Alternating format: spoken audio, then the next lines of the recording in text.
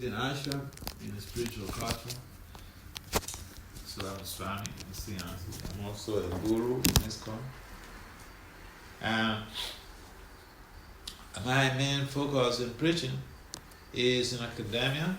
I have a PhD in applied management and decision sciences from a world university in Minneapolis, United States here. I have over 35 publications in peer-reviewed journals. So I go to different conferences. I just had some trade presentations at the recently concluded conference at Oxford University in the UK, conference on management and economics. My presentations that revolved around leadership scandals, therapeutic preventive strategy approach. Therapeutic intervention is just what we did here. I have to develop some model to be able to use in academia because most of my colleagues and management scientists, they don't believe in God. And so, I had some presentations on legislative sex scandals here in the United States, and using some therapeutic intervention as a means of profiling solutions to it. Another one was on women's sex scandals, women leadership sex scandals. Again, using sonic therapeutic intervention as a means to resolving that. And another topic, which again resolve bordered on leadership sex scandal, because this is one of the major things that is ruining the career of many people, many top-notchers in America. And people are just when they commit themselves, the citizens, their constituencies, people who vote them in, and the general population, they just throw them out of their position, which is also good. But practically, they don't have a solution. I mean, it's like someone commits an antisocial behavior or a crime and throw them to jail. They're indicted, prosecuted, found guilty, thrown into jail. It's good. That is the law. But in most cases, there is what we call in law recidivism.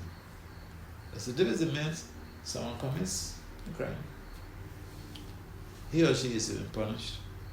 He goes back to commit another crime. So, in most cases, modern society don't have solutions to these things.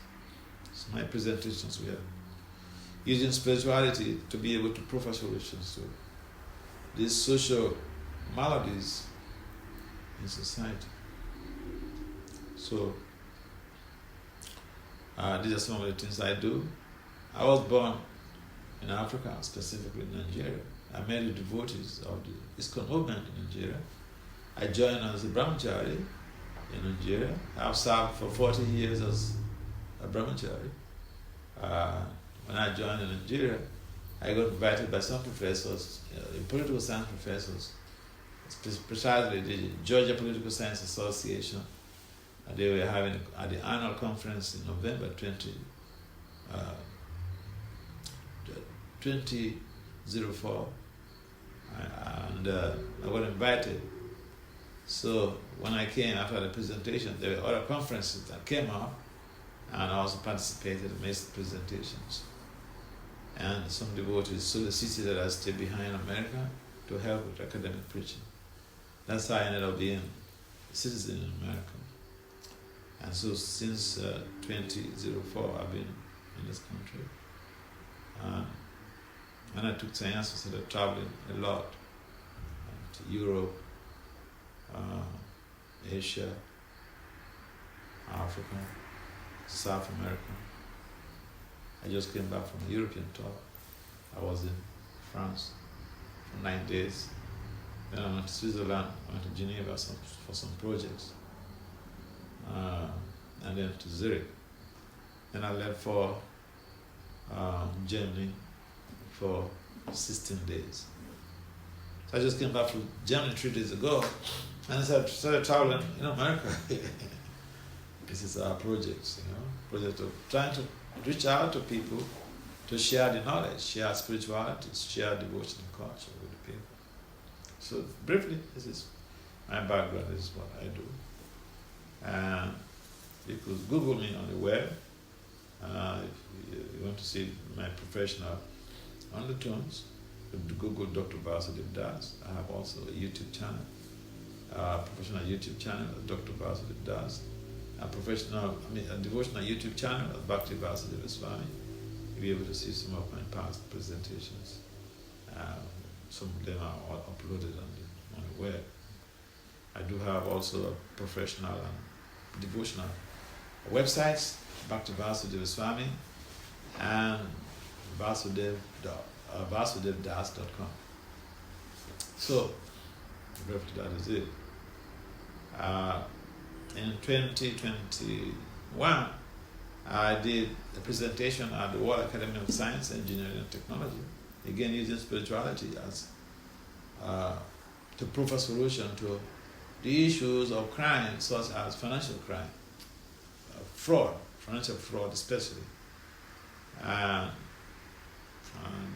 only did the research presentation gain traction amongst my peers, other management scientists, but the presentation was also given an award. It was honored with a first Best Presentation Award.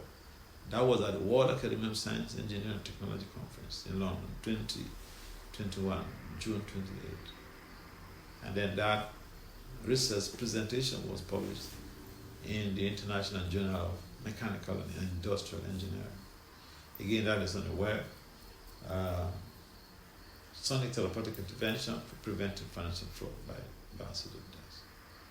So, today I've been requested to share with us something about spirituality, how it is relevant to student life. And I value that because when we are talking about spirituality or devotional culture, as a professional as a management scientist, we value problem-solving oriented presentations. In fact,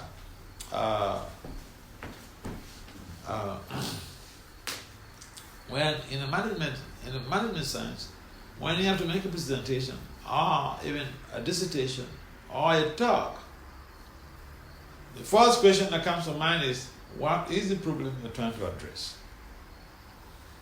What is the problem? You just want to talk like a parrot? Or what is the problem you're trying to address? What are people going to gain from that? Or you want to talk about some history?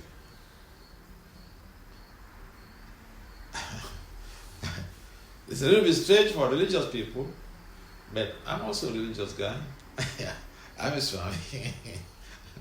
So we use the same religious technologies, same Gaudiya Vaishnava technologies, in integrating those concepts and constructs with management scientific values in providing solutions to leadership, management, and social issues, as well as educational issues. One of the presentations I'm having this month is on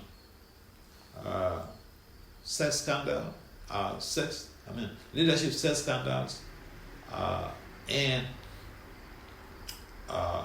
in the education industry, centering on women leadership.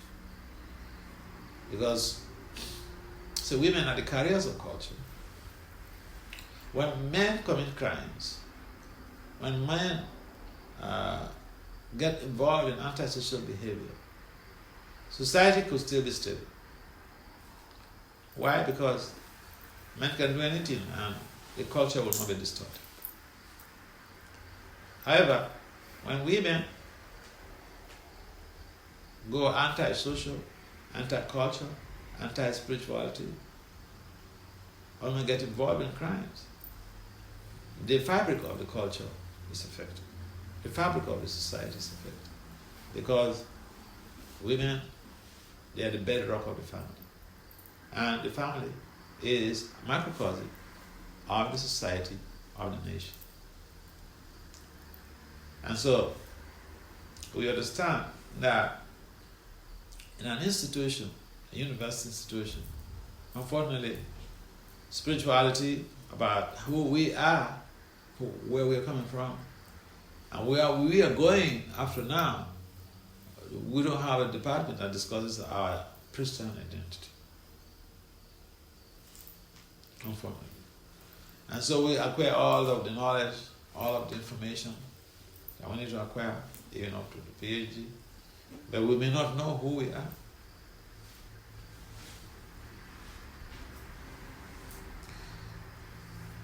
And so, life becomes complicated. And that is why we find that this knowledge is important for students. Because the students of today, they are the future leaders of tomorrow. And because, in general, the modern day leadership in all parts of the world is deficient. It's deficient of devotional culture. You can move forward. We'll move forward here. So that's in general, welcome. In general, modern society is deficient of spirituality, and so our leadership is not stable. We may have people who have the high expertise in leading their constituencies, but in the state. And I saw that in New York during the COVID. There was this Governor Cuomo. I love that guy. He worked so hard during the COVID. But you know how he fared? You have an idea? How they booted him out of office? Who has an idea about Governor Cuomo of New York? Yeah, he worked so hard. He's so much expert in change initiatives.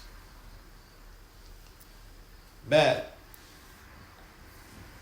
they booted him out of office. Why? He had no control over his sensory modalities and the mind. He was groping women here and there in the office. In America, they watch the leaders very closely.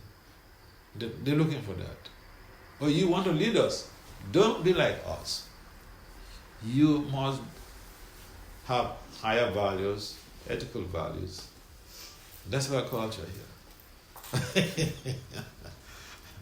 If you're not a leader, there's no problem. You do your, hanky-panky games, no problem. Nobody checks you. But once you're a leader, all eyes on you, watching you. And therefore, because the youths of today are going to be the leaders of tomorrow, we need to imbibe a spiritual culture. Because this spiritual culture helps us to be able to stand firm, undaunted, in the midst of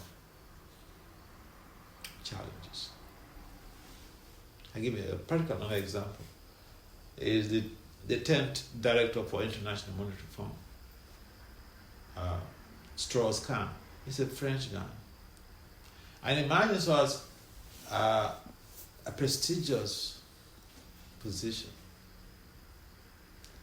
The IM director is, in most cases, more important than even the president of a country. But he got put out of office, again because of inability to control the mind and the senses. He came to New York. He was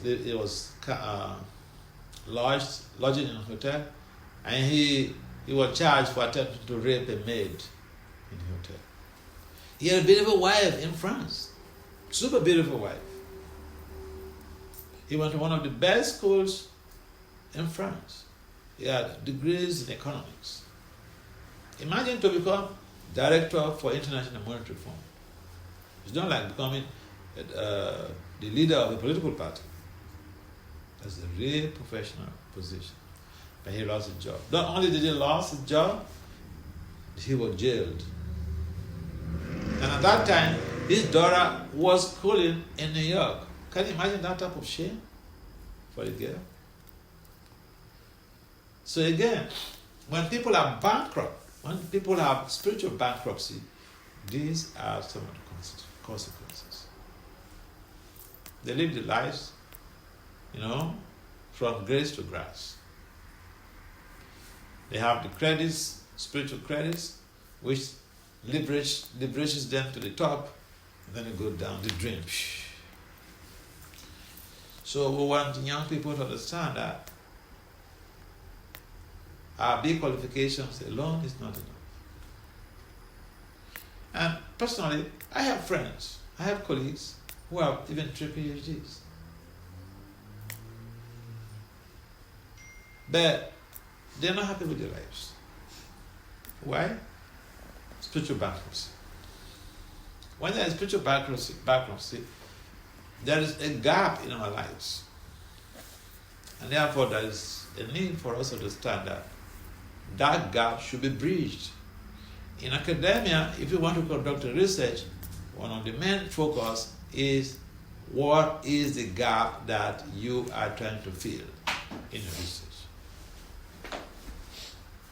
Are you trying to repeat something that has been done before? Or you're trying to fill a gap? If you're trying to fill a gap, that is the criteria for publishing.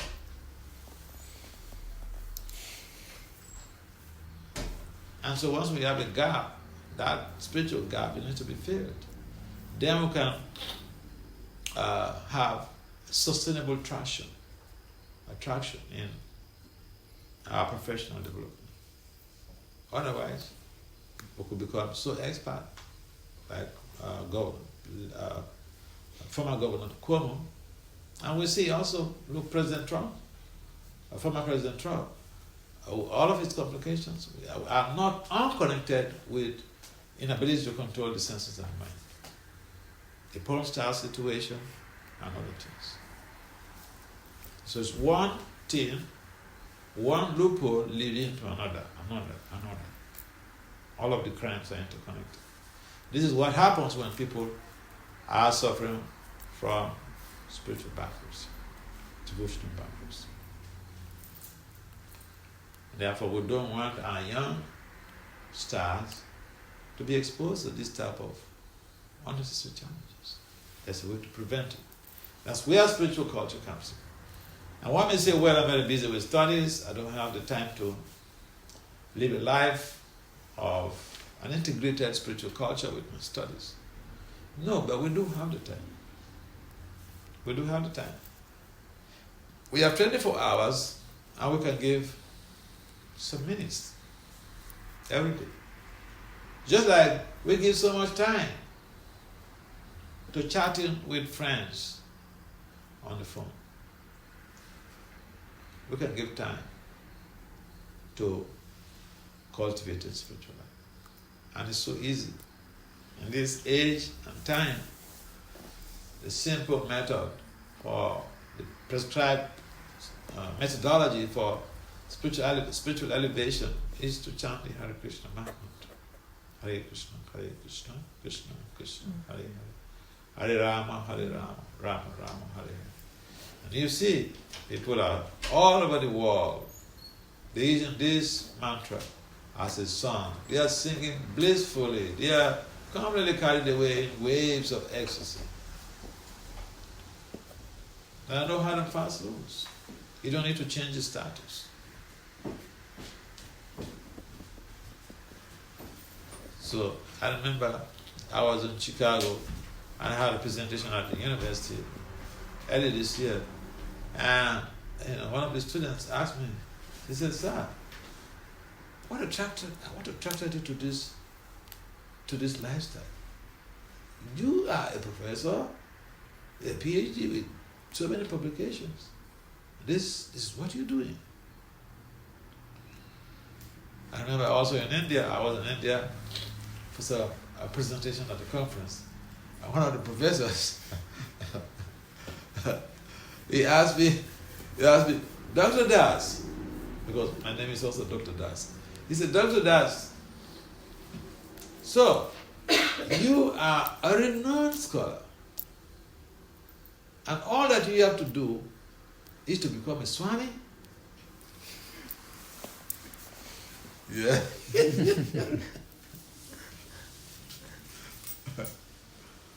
See, if you don't have the skills, then they say, "Oh, you become involved in spirituality because, you don't have any skills, you don't have anything to do." Okay, you have a PhD and you're a Swami, and they say, "But all that you have to do is to become a Swami?" Come on, you're a PhD.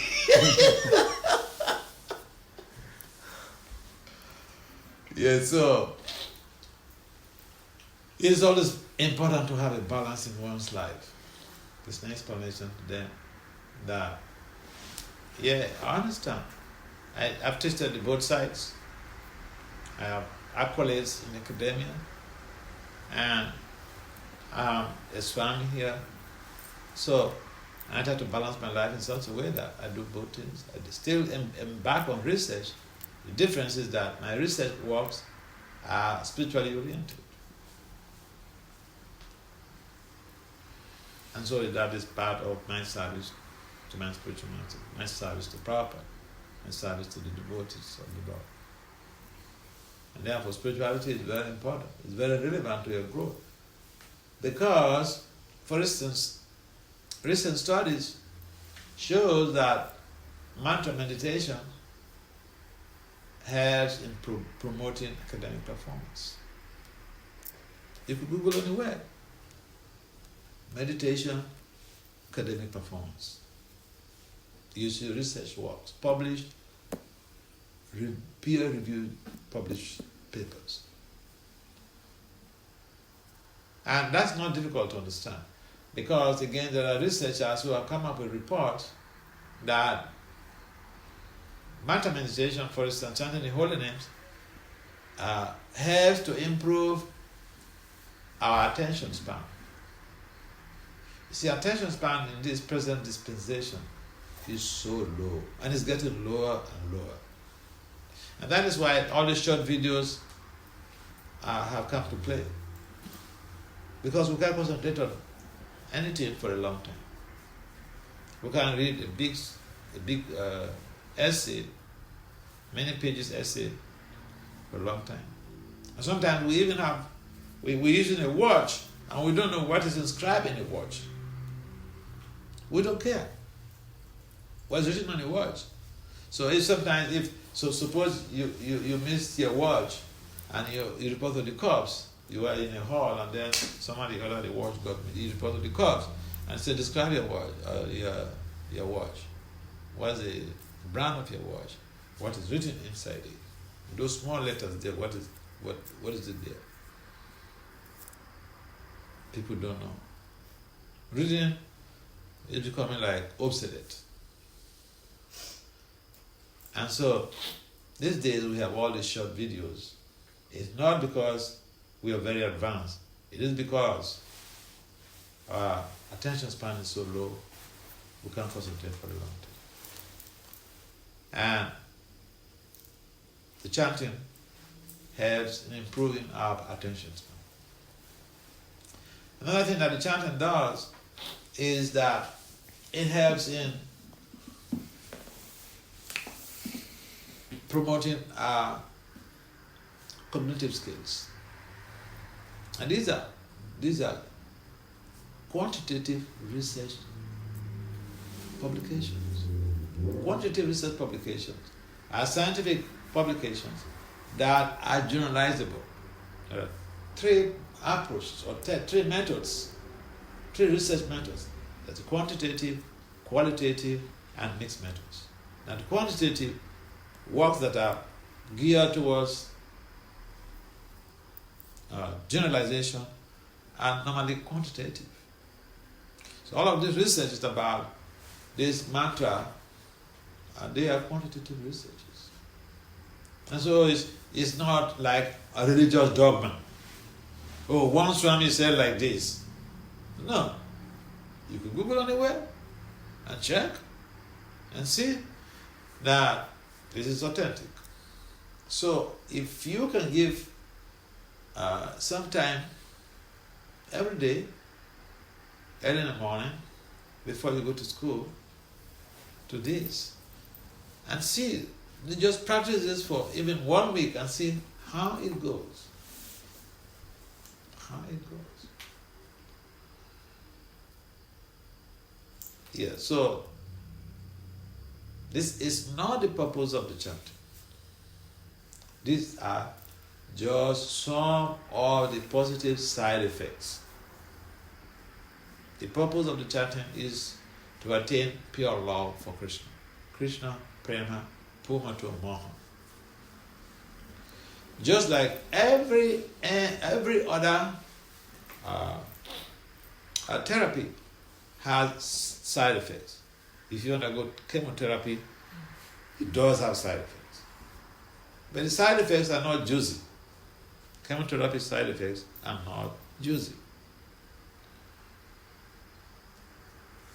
But the side effects of this intervention, the sudden therapeutic intervention or the chanting of the Hare Krishna mantra, the side effects are very positive.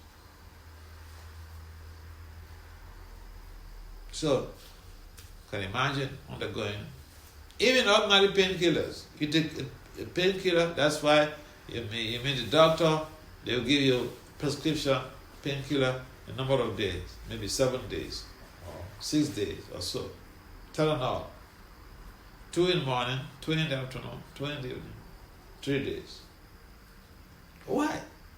Because if you take too much, the side effects it will bear some consequences on your liver.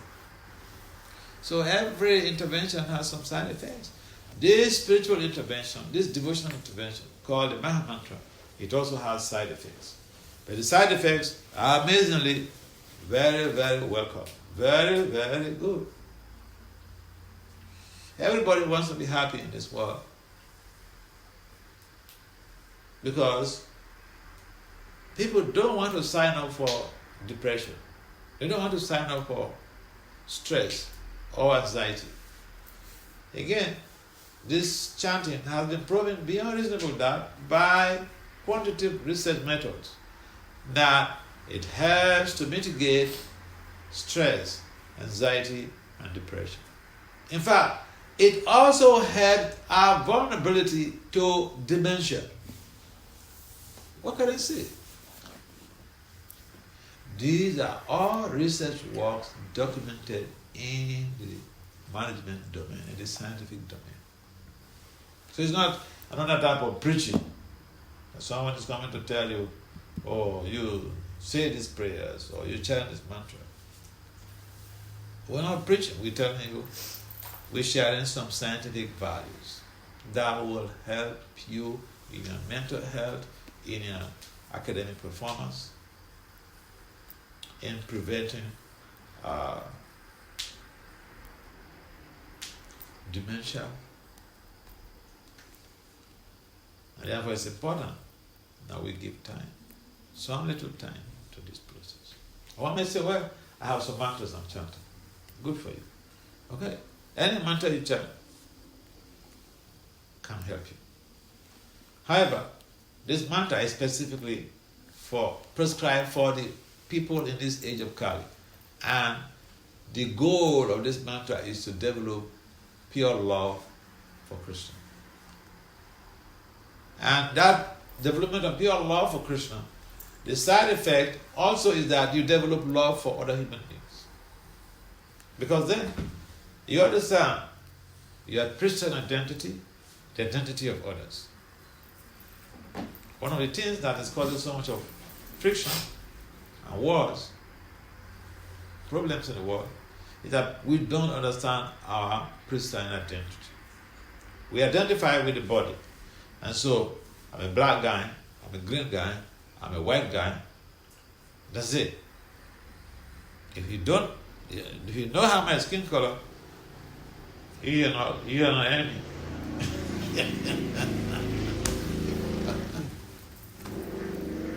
So, the chanting also helps us to understand and prevent this ignorance of bodily identification. And therefore, we want love. We want also to repose love in someone. And in most cases, we have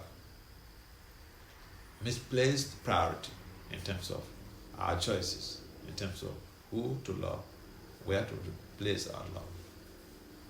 So again, the chanting helps us to understand, because it gives us a clarity of heart, clarity of purpose, and clarity of our Christian identity as we progress on this path.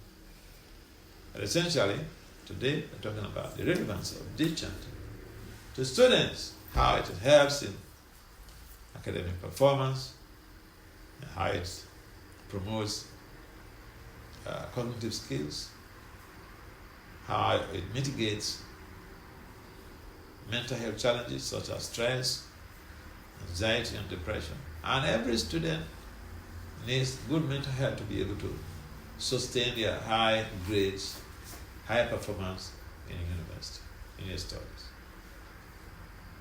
So why didn't you take up this process? Why didn't you try chanting this mantra? Hare Krishna, Hare Krishna, Krishna Krishna, Hare Hare, Hare Ram, Hare Ram, Ram Ram, Hare Hare. And there are some comments and some questions. They say a word is enough for the wise. We don't talk hours and hours. We'll give you basic, graphic, scientific values of what we want to say, and we're open for discussions. Any comments or questions? Like, is it necessary to study or become a PhD to become a monk? No, it's not necessary. It's not necessary at all. Being a monk is not the purpose of life. Yeah. To be a monk is not the ultimate purpose of life. A monk simply creates that ease in terms of utilizing all of your resources, the human resources, and the service of the Lord. It's a big sacrifice. But in fact, there are some of our spiritual leaders who never went to school. Gorakishore Das Babaji. He is illiterate, so to say. Back in India? Yeah, Gorakishore Das Babaji. But he's a brimstone. Devotional. He's a brimstone. He's fire. But the important thing is that we need sound education to be able to understand the complex concepts and constructs of the Vedic literature. Yeah. We need that. But then you don't need a PhD to become a monk. No. You want to become a monk?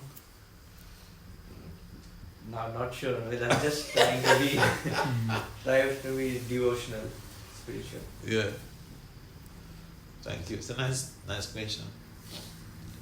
Monk, to be a monk, it only requires your heart, your personality, your devotion to Krishna. And if you have good skills, say you have if you can read and write, that keeps you on a higher pedestal. Yes. Because you can read the books, you can understand the philosophy better. You'll be able to preach better.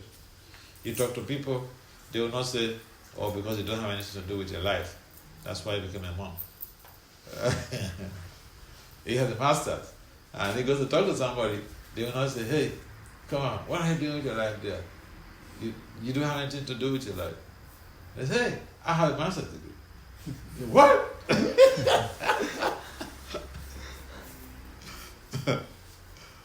I remember in one country, some devotees had gone out for Harina, and some Christian guy just came and was harassing the devotees.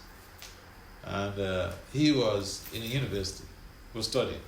So he taught all these people wearing bed sheets and putting on marks on their face.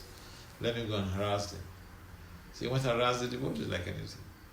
Hey, you should go and do something better for yourself and your communities.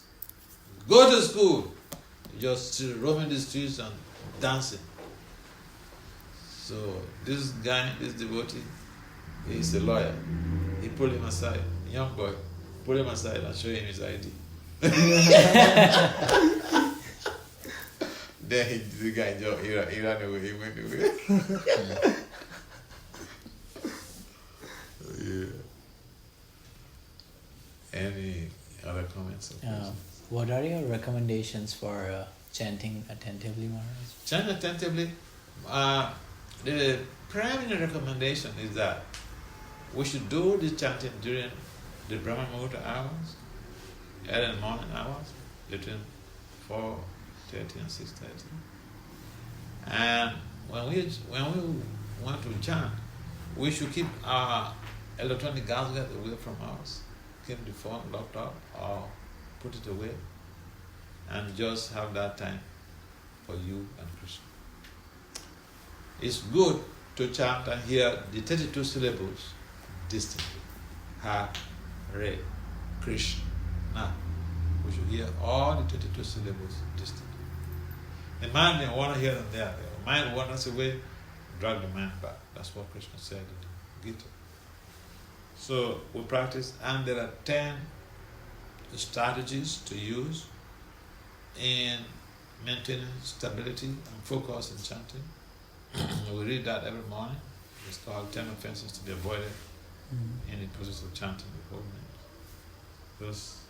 These strategies are delineated in the Padma Purana. So if we follow those, if we use those tools and chant at the appropriate time, we can gain a lot. We chant by listening to those 32 syllables distantly, we can gain a lot. However, the chanting could be done anytime, anywhere. But you ask a specific situation here, the best. So yeah, best hours, best time, best focus. How to focus the mind when you chant. Thank you. And you should pray. You should pray to Krishna and to Prabhupada to give you concentration before you chant. Any other comments or questions?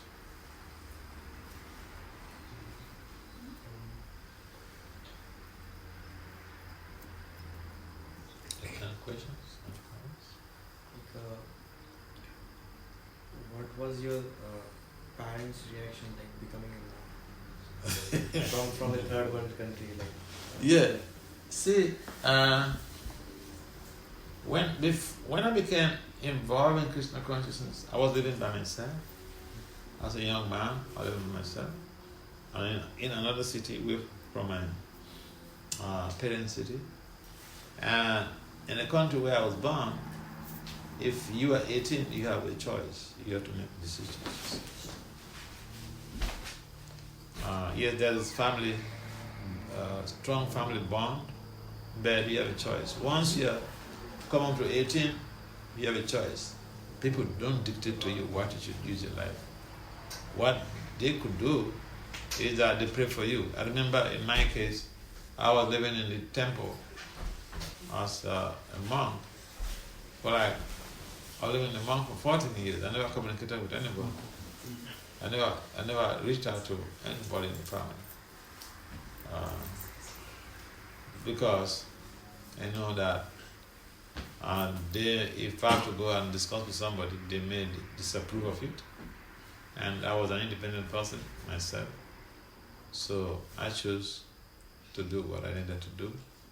And after some years, myself and some devotees visited my dad. And, hundreds of people came to our compound there, my father's compound, to see me because it's been a while. They never saw me. And so they were so happy, they were so enlivened. We brought cartons of Prabhupada's books. I think about 3 cartons of different books. They took all of them. And they were so happy. Some people they didn't get the books and they were very sad. That was just the first encounter. So yeah, and I remember before I visited home, my dad wrote me because I met one guy from my community who pleaded with me that I should send my dad a note so that he knows that he met me, so that if he tells him that he saw me, he will not deny. So I did that. So he wrote back to me through our temple address, and I remember what he said in that letter. He said, "You are my boy. I know you better than you know yourself. You can't choose anything wrong in your life. And I know you for that. All that I'm doing is that I'm praying for your success in whatever you're doing." So my dad didn't have anything. He was an educator. He's late now. And he always wished me well. See, I came from a country where abuse of children was also rampant, like spanking of children, all those things when they do something wrong. In my family, I don't remember any time, the whole of my childhood life, my youthful life, that someone even pointed accusing fingers to me that is, "Hey, stop it." No, never in my life. So my family trusted me right from childhood. I didn't have problems when I child. However, I saw devotees in the same state, in the same country, whose parents organized military guys to come and take them away from the temple. Took them to military camps for torture, like what was happening in Russia. And I felt really bad. I felt pity for those kids, for those boys. So yeah, you asked a personal question. Me, no. Yeah. In fact, some of my friends, they became so much deeply interested in Krishna consciousness because I joined. Yeah. They thought there must be something there for this guy to join. No, there must be something there. So, yeah. The way you live your life will give an impression to people on what your choices are. Yeah. Thank you. That was nice. Personal question. Any other comments or questions? How many of you here are familiar with the Hare Krishna Mahamantra? Familiar with Hare Krishna Mahamantra? You familiar? No? No. Are you familiar with the Hare Krishna Mahamantra? I think she not many people. 1, 2, 3, 4, 5. Okay. I don't. They just came. I don't. You know about her. You came for New Vrindavan trip, Yes. right? We were chanting Hare Krishna Mahamantra. They're familiar. Yeah. So that one. Yes. Yeah. So. Otherwise, there's a board You know. on the back. So you try to see that you invest some time in this chanting because it will help you in academics. Some researchers have come up with reports how it helps in academic performance, in the sense that it helps to improve your attention span. And also we need good mental health, and the chanting literally provides that as a concomitant factor, good mental health. It's not the purpose of the chanting, but one of the positive side effects. Cognitive development. So there are a lot of things, and this is these teachings are scientifically based. There's a science-based evidence of the positive side effects or the benefits of chanting. They are not the purpose of the chanting, but it's the positive side effects. So we can try. And for me, I've seen, in my own life, I've seen so much about the importance of these, the benefits of this mantra. Yeah. I've been chanting for the past 40 years. I remember when I was doing my PhD, there was a compulsory course called Quantitative Reasoning and Analysis, Statistics. Mm-hmm. A PhD statistics. And so it was so difficult. We were 10 students who did that course. All the students failed. I was the only person who passed, and I got 90 plus. So the professor, it was a white professor, he fell in love with me. He became my friend. So because then, the way you think, your brain fibers, they work different. Your retention works different. Your attention span works different. So it's good for students. Forget about going back to God. You want high grades? Go for it. And good career. Yeah. All right. So, anything else? Since you have become a sannyasi or Swami at this point of life now, did you ever want to get married when you were younger? No. Listen, when I was younger, there are questions. I remember I asked questions to my mom, and she almost, spat in my face. What's the question? I asked that there were some neighbors, husband and wife, who were fighting near our house. So I asked my mom, why are those people always fighting? She said, don't worry. When you grow up and marry, you will know.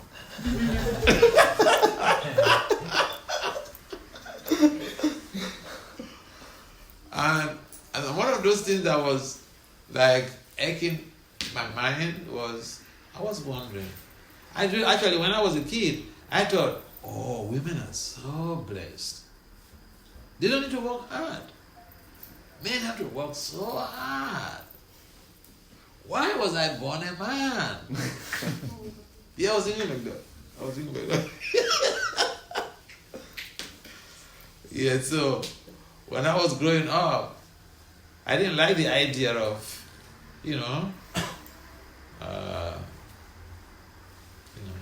being closed down. I want to live a life of introspection and exploration. So when I encountered the devotees, I thought, oh, these guys, they have what I've been yearning for. A life of exploration. And this is a spiritual exploration. Deep spiritual explorations. Yes, so I never desired. Even when I'm moving to the temple as a brahmachari, see, I practiced for 3 months. Then I'm moving to the temple. I was working for the Department of Justice. Then I practiced for 3 months. In the morning, as a young man, I would chant 16 rounds before going to work. When I come back from work, I lock myself up in my apartment, chant another 16 rounds, then I go to sleep. I did that for 3 months.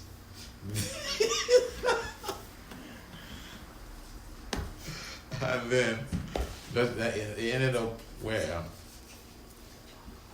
Yeah, so I was like, prep program. And the lifestyle we have in the temple, I lived that type of lifestyle when I was in high school. In high school, I was in a Catholic school. We're living in the dormitory. And so you're away from home. You go to bed at 9 o'clock and wake up at 4 o'clock to read. The senior prefect would go around, ring a bell, he must wake up.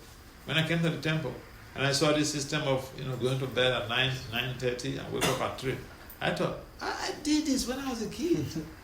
What is this? I did this. Yeah, so it was like a lifetime in preparation. Yeah.